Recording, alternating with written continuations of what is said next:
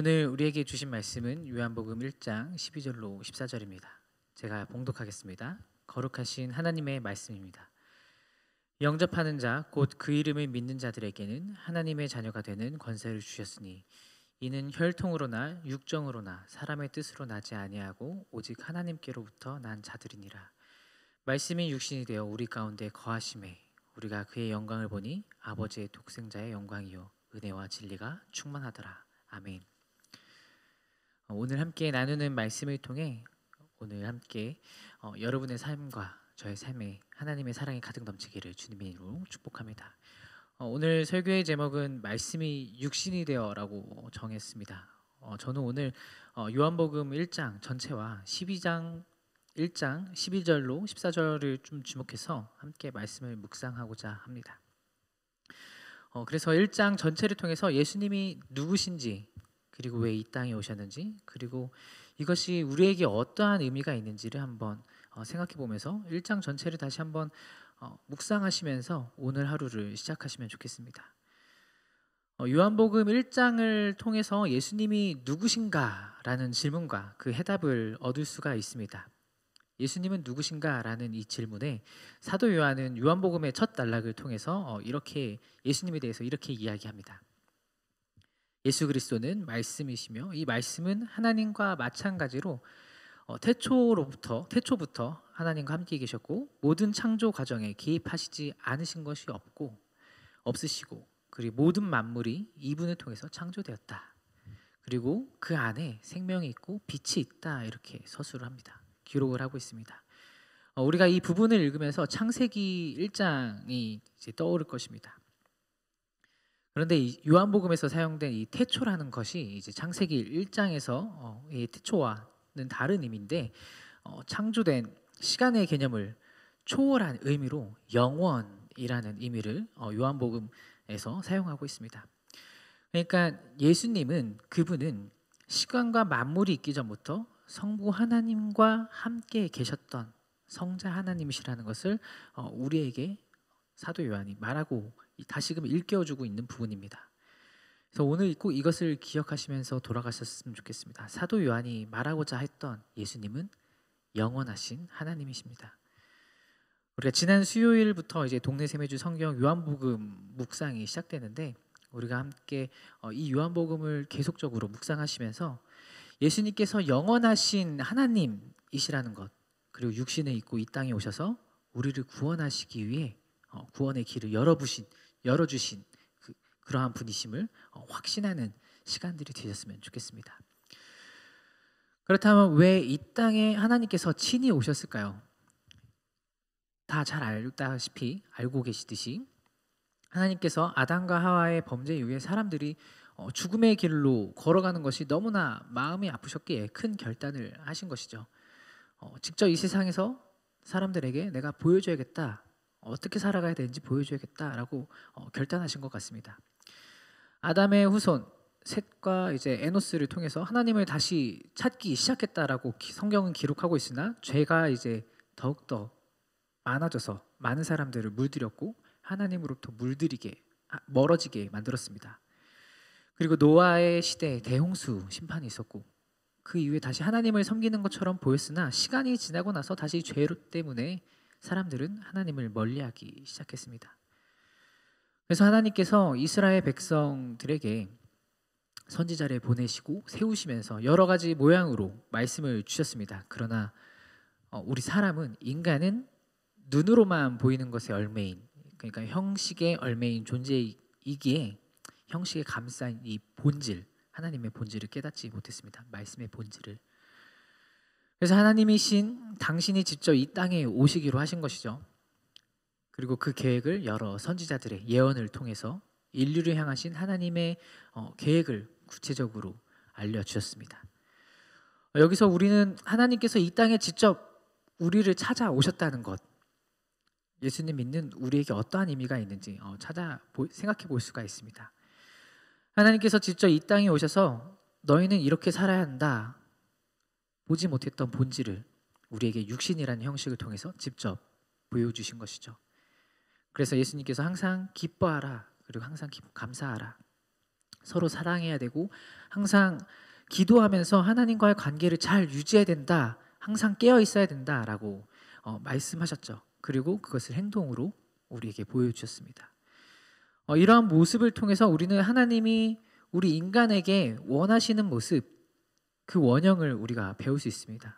태초에 하나님이 에덴 동산을 지으시면서 아담과 하와가 하나님과 동산에서 함께 걸었던 그 모습, 우리 인간이 살아가야 될 삶의 원형, 그것을 예수님께서 보여주신 거고 알려주신 거죠. 우리는 그래서 이렇게 살아야 됩니다. 바로 예수님처럼. 13절에 보면 사도 요한은 우리에게 매우 특별한 신분을 가진 사람이라고 가르칩니다. 우리가 바로 하나님께로부터 난 자들이라는 것이죠.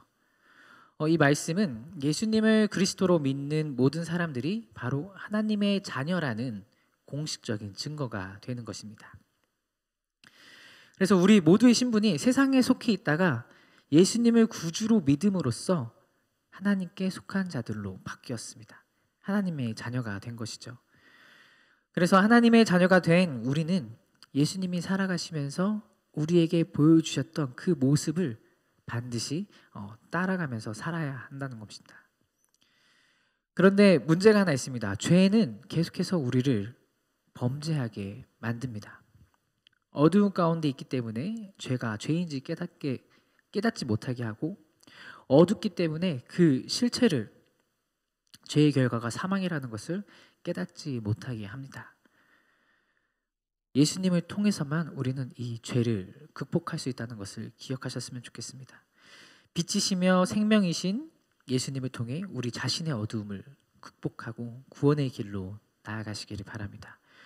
오직 예수님을 통해서만 진리를 볼 수가 있습니다. 요한복음에서 예수님을 받아들이는 방법이 이제 12절에 믿음, 그러니까 그 이름을 믿는 것이라고 기록하고 설명하고 있습니다. 히브리인들에게 있어서 이 이름이라는 것이 단순히 호칭을 지칭하는 것이 아니라 존재의 본질을 의미합니다. 존재의 본질. 그러니까 예수님의 존재 자체를 믿는다는 것이죠. 그 이름을 믿는다는 것은 예수님의 존재 자체를, 예수님의 존재 자체를 믿는다는 것은 무엇을 의미할까요? 바로 우리에게 오신 하나님, 이 세상을 창조하신 하나님, 그리고 나를 너무나도 사랑하셔서 이 땅에 나를 만나러 오신 하나님, 바로 그분을 우리가 믿는다는 것을 꼭 기억해야 합니다. 사랑하는 말씀상 공동체 성도 여러분, 하나님께서 육신을 입고 이 땅에 오신 것, 말씀이 육신이 된 이 사건은 어떤 일보다, 다른 일보다 정말로 중요하고 의미가 있고 기적과도 같은 일입니다. 우리를 사랑하시는 하나님이 그 사랑을 우리에게 표현해 주시고 보여주신 것이죠. 하나님께서 저를 포함한 여러분들을 참 사랑하고 사랑하십니다. 그래서 우리를 만나 주시려고, 우리의 죄를 용서해 주시려고 이 땅에 오셨다는 것을 꼭 기억했으면 좋겠습니다. 그래서 매일의 삶을 보내시면서 우리를 사랑하시는 하나님을, 내일 주일이잖아요. 주일 공예배와 개인의 경건생활, 말씀 묵상을 통해서 충만히 하나님을, 그 사랑을 경험하시고 하나님을 만나시는 삶을 사셨으면 좋겠습니다. 그래서 그것들이 다 이어져서 삶의 예배로서, 공예배와 말씀 묵상 그리고 삶의 예배로 이어져서 다른 이들에게 빛이시며 생명이신 예수님을 전하는 일에 쓰임받는 우리 사랑하는 말씀상 공동체 모든 성도 여러분들이 되시기를 주님의 이름으로 축복합니다. 기도하겠습니다. 사랑이신 주님, 감사합니다. 말씀으로 온 세상을 창조하시고 죄인된 우리를 구하시려고 이 땅에 오신 것에 대해서 감사를 드립니다. 우리에게 하나님이 누구신지 보여주시기 위해, 어떻게 우리가 이 땅을 살아가야 하는지 알려주시기 위해 몸소 육신을 입으셔서 오셨음을 우리가 믿습니다. 예수님께서 걸어가셨던 그 길을 우리가 따라가려고 합니다. 이 세상의 죄악들이 우리를 자꾸만 넘어뜨리려고 하고 어두운 가운데 빠뜨리려고 하지만 빛이 되시면서 생명이 되신 예수님만 바라봅니다. 말씀을 통해 우리에게 구원의 길을 보여주시고 그 길을 잘 따라가 영원한 천국을 소망하며 오늘의 삶을 살아가는 우리 모두가 되게 하여 주옵소서. 감사드리며 예수님의 이름으로 기도드립니다. 아멘. 다 함께 공동기도 제목을 읽으며 함께 기도하도록 하겠습니다. 지금 들은 말씀이 내 삶으로 이어지게 하옵소서. 동네샘의 주 성경 말씀을 통해 말씀이 삶이 되는 공동체가 되게 하옵소서. 우리나라의 모든 정치, 경제, 사회적 상황들이 안정되게 하시고 이 나라의 지도자들에게 하나님을 경외하는 마음과 지혜를 주옵소서. 러시아 우크라이나 전쟁이 종식되고 온 세계가 합심하여 평화의 길로 나아갈 수 있도록 도와주옵소서. 육체의 질병과 마음의 질병으로 고통받는 환우들을 긍휼히 여기시고 회복의 은혜를 주옵소서. 함께 읽으신 공동의 기도 제목과 가지고 나오신 개인의 기도 제목을 함께 기도하시다가 삶의 자리로 돌아가도록 하겠습니다. 함께 기도하겠습니다. 사랑이신 주님, 감사합니다. 오늘 말씀을 통해 주신 하나님의 뜻을 제 삶으로 이어지게 하여 주옵소서. 말씀이신 주님께서 우리를 너무나 사랑하셔서 이 땅에 오셨고 우리를 만나 주시기 위해, 우리의 죄를 용서해 주시기 위해 오셨음을 깨달았습니다. 우리의 죄 때문에 돌아가신 하나님 예수 그리스도 주님을 다시 내 범죄함으로 인해 가치를 매길 수 없는 그 피를 흘리신 것을 기억합니다.